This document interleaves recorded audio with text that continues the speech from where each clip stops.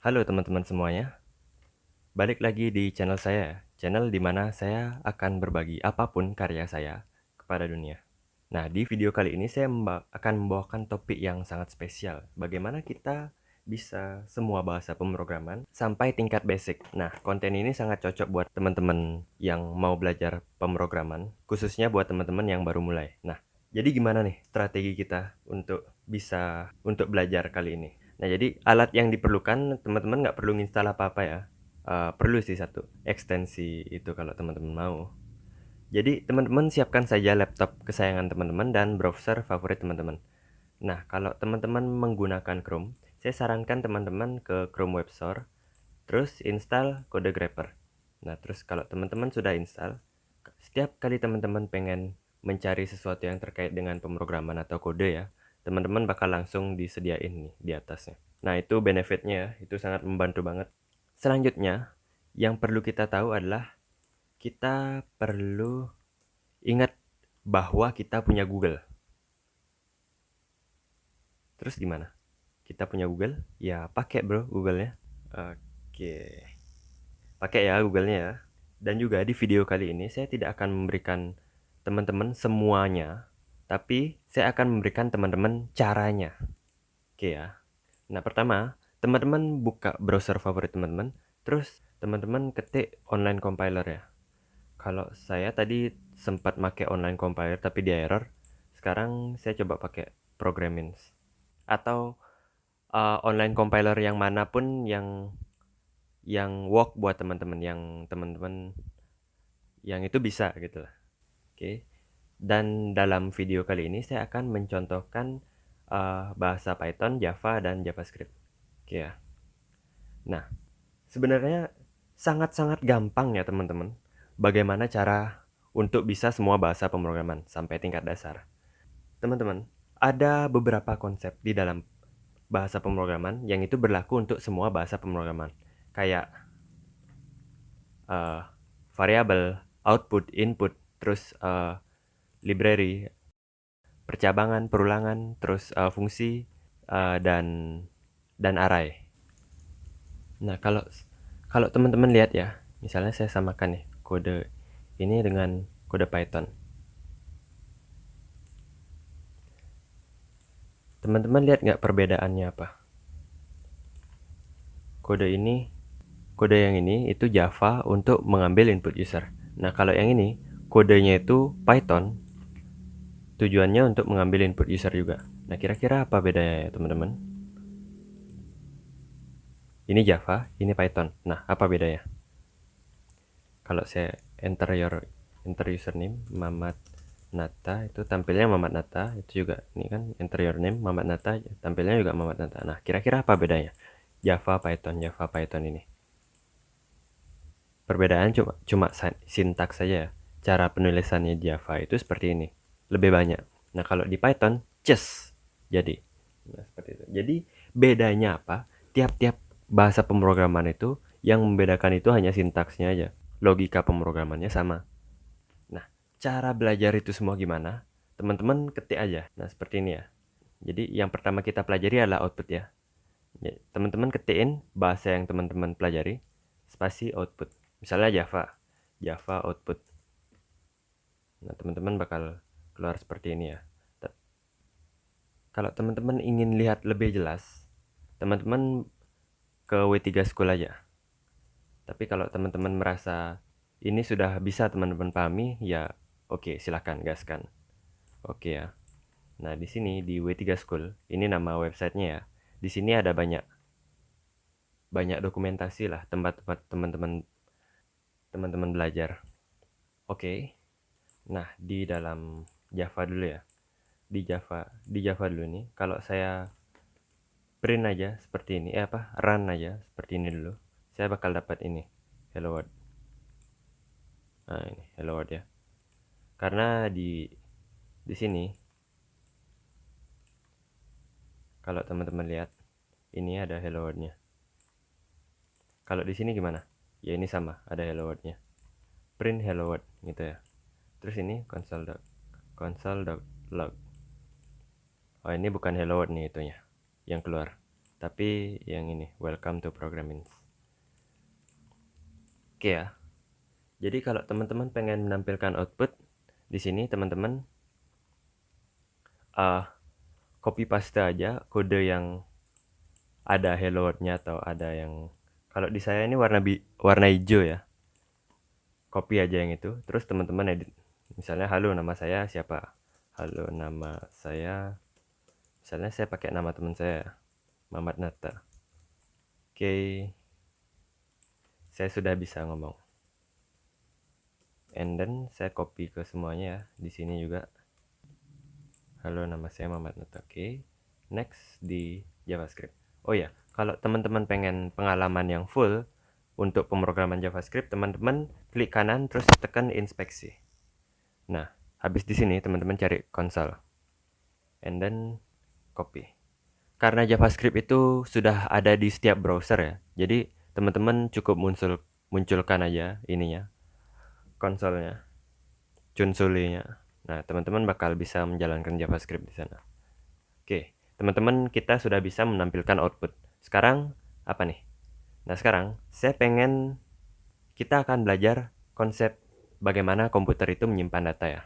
Misalnya saya pengen bilang nih komputer simpenin dong data nomor telepon saya misalnya 08xxxx gitu ya. Oke, nah jadi caranya gimana? Caranya teman-teman seperti tadi, ini output ini rubah pakai variabel. Nah, terus kita cari deh variabel. Nah, ini udah lengkap banget ya, teman-teman bisa baca aja. Dan kalau teman-teman nggak bisa bahasa Inggris, translate aja ke bahasa Indonesia. Nah, string menyimpan teks seperti halo. Ini sudah sangat ramah untuk dibaca ya, oke? Nah, di sini kita bakal belajar sintaksnya. Kita bakal cari sintaksnya. Nah, sintaksnya itu seperti ini ya. Tipe variabelnya, terus nama variabelnya, dan isi variabelnya. Nah, contohnya seperti ini. Tipenya string. String itu apa tadi? Nama, teks ya. Teks. Terus ini nama variabelnya, dan ini isi variabelnya. Nah, kita copy paste aja segini nih. Nah, ini saya hapus saja, saya ambil Mamat Nata ya. Nah, namanya Mamat Nata. Nah, terus saya print. Name. Mamat Nata. Nah, kalau Python gimana? Python. Python, teman-teman rubah aja Java-nya jadi Python. Terus masuk lagi ke W3 School. Terus lihat deh di sana. Nah, nggak bisa bahasa Inggris. Translate. Oke ya, ada aturan penamaan juga yang bisa teman-teman lihat. Jadi, tapi intinya sama. Ini untuk menyimpan sesuatu ya dalam komputer, menyimpan data di dalam user. Jadi saya di sini kalau saya lihat aturan bikin variabelnya apa, ya itu langsung nama variabelnya dan sama dengan isi variabelnya. Jadi tipe datanya nggak ditentuin. Nah, seperti itu. Saya giniin. Ini ubah jadi namanya Mamat Nata lagi. Nah, terus saya print nama. Variabelnya nama. Oke. Terus saya print ya oke Mamat Nata. And then kalau JavaScript. Nah, ada empat cara ya untuk mendeklarasikan variabel di JavaScript. Yang pertama, menggunakan var, let, dan cons. Tapi, ya ini konsepnya dan intinya tetap variabel. Menggunakan var itu variabel, menggunakan let itu juga variabel, menggunakan cons juga variabel. Tidak menggunakan apa-apa juga variabel.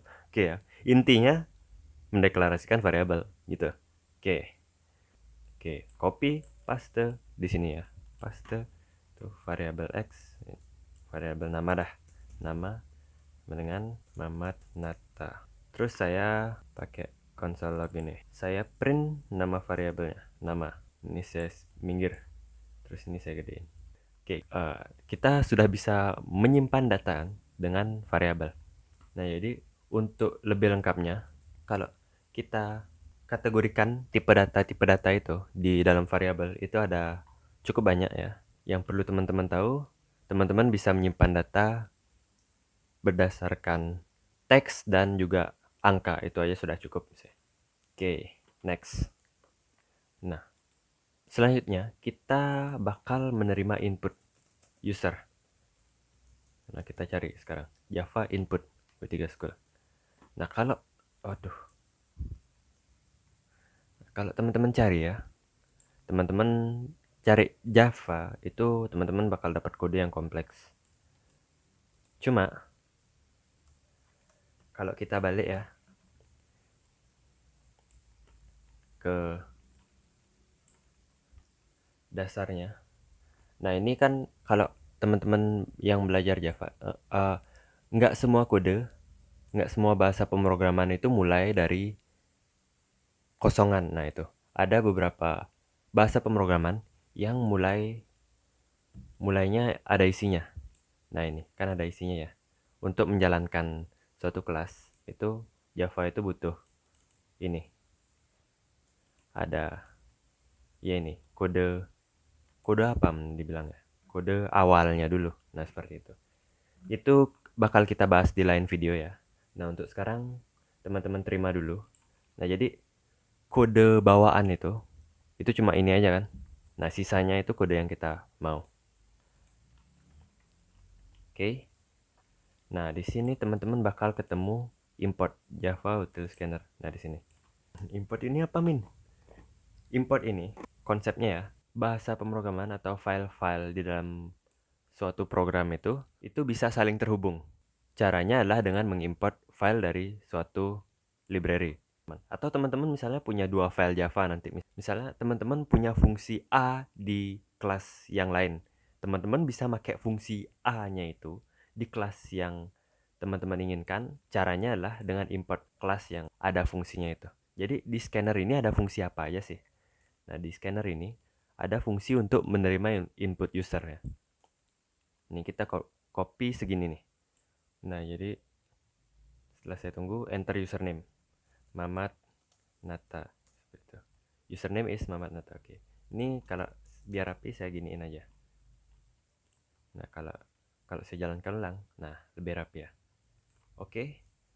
Kalau di Python dan JavaScript itu lumayan sama, caranya tinggal ulangin aja ya. Ketik ganti aja Javanya pakai Python.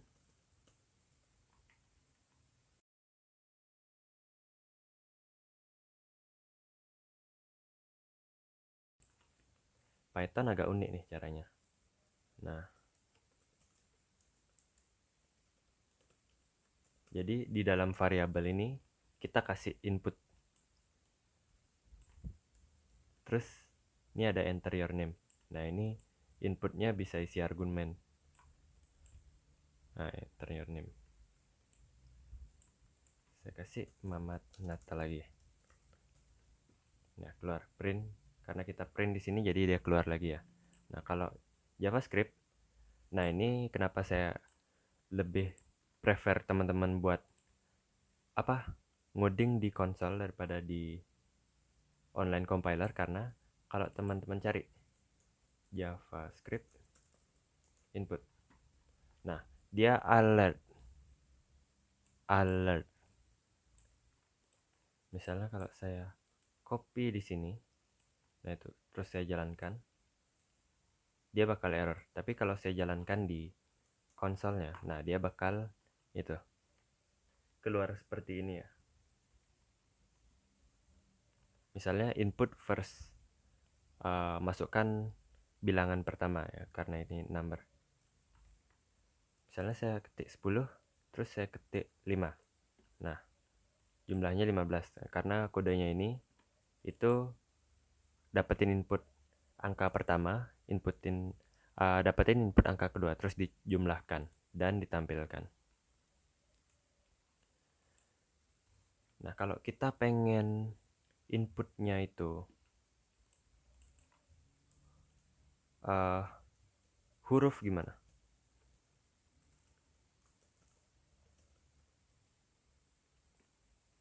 Nah, ini kita tinggal hilangkan numbernya ini ya.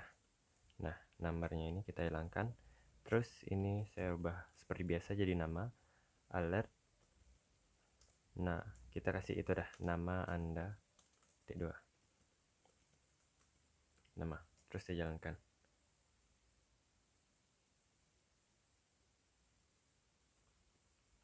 Nama sudah di itu. Oke. Kita nggak boleh pakai let. Nah, oke. Jangan pakai let. Mamat Nata. Nama Anda Mamat Nata. Oke. Nah, seperti itu ya. And then, setelah kita bisa menerima input, kita bakal masuk ke prosesnya nih. Di dalam proses itu kan ada 3 hal ya, seperti yang kita ketahui. Itu ada input, proses, dan output. Nah, kita sudah bisa input dan output nih. Sekarang kita pengen memprosesnya. Jadi, cara memprosesnya itu bagaimana? Kalau di dalam bahasa pemrograman ya, kita bisa menggunakan if else. Nah, if else ini apa? Ini adalah percabangan. Segitu aja. Nah, ini saya rasa sudah cukup gampang dicerna ya gambarnya ya.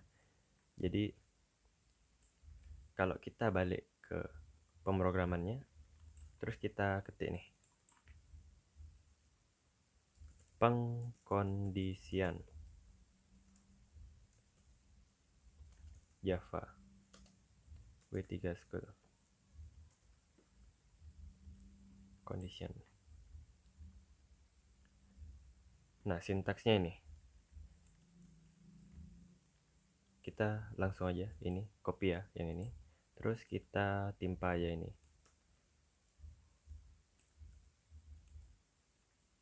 Nah, kalau kita lihat ke gambar yang tadi, pengkondisian ini punya beberapa komponen.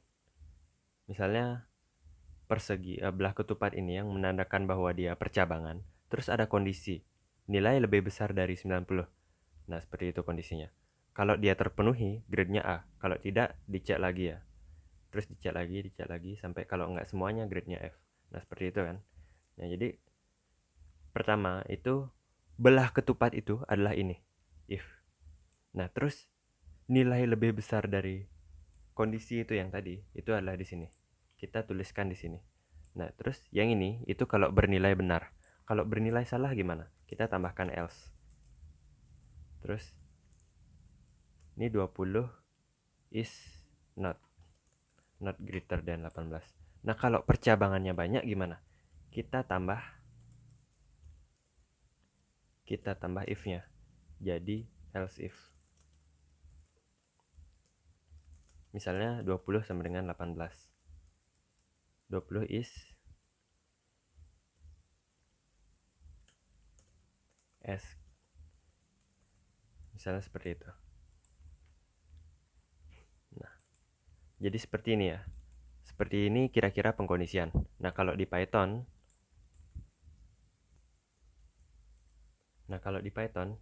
itu kira-kira kodenya seperti ini. Kalau percabangan pertama itu mulainya if, kalau else if, kalau di Java kan ini ya else if, kalau di Python itu disingkat elif gitu. Nah, terus kalau else ya else biasa. Dan kalau dia bernilai benar itu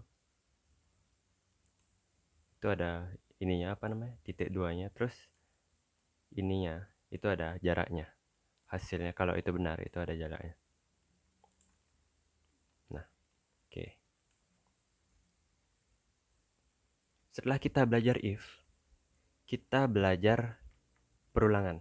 Kita belajar pengkondisian, sekarang kita belajar perulangan. Oh ya, kalau teman-teman pengen nyoba di JavaScript atau yang lainnya, teman-teman coba aja ya. Sekarang kita akan belajar perulangan. Nah, jadi perulangan itu ada banyak jenisnya, tapi intinya atau konsepnya itu sama, untuk mengulangi sesuatu.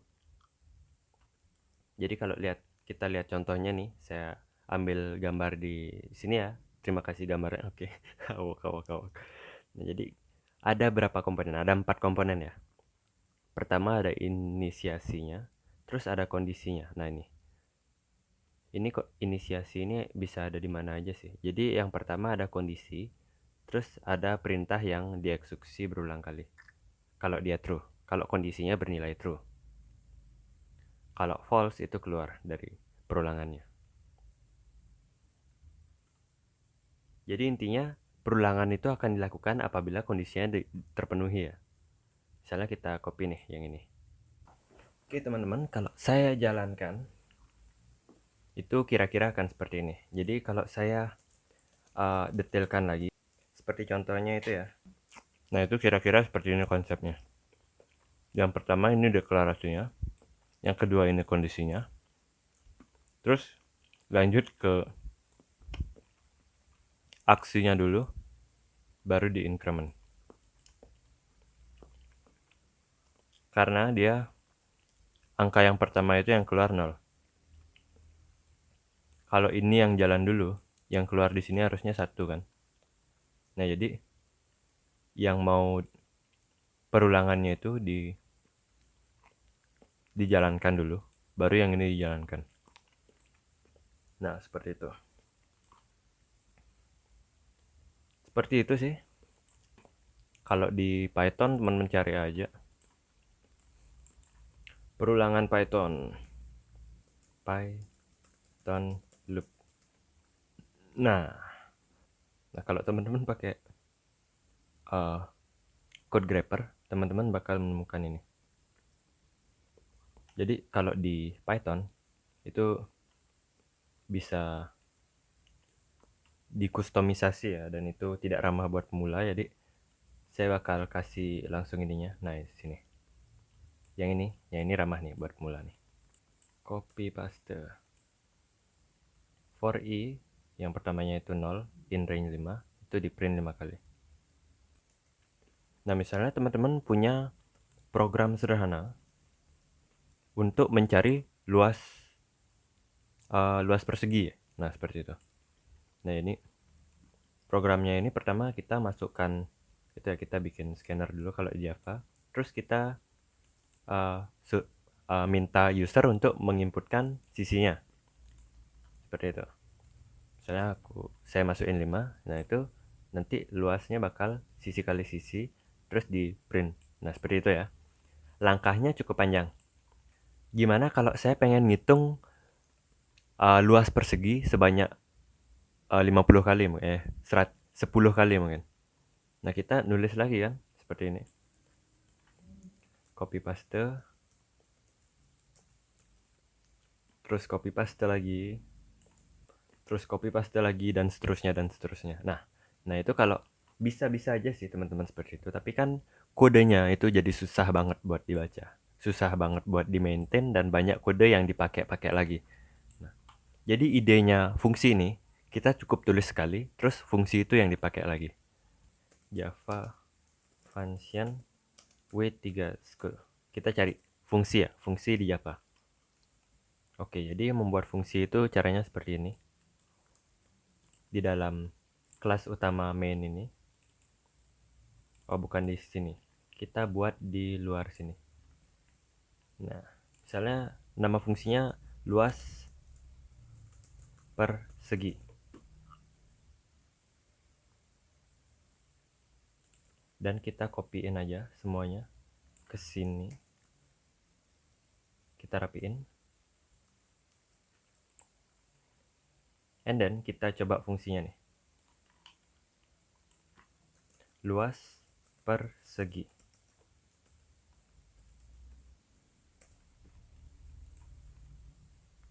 Kita jalankan, dan fungsinya berfungsi ya, fungsinya berfungsi loh.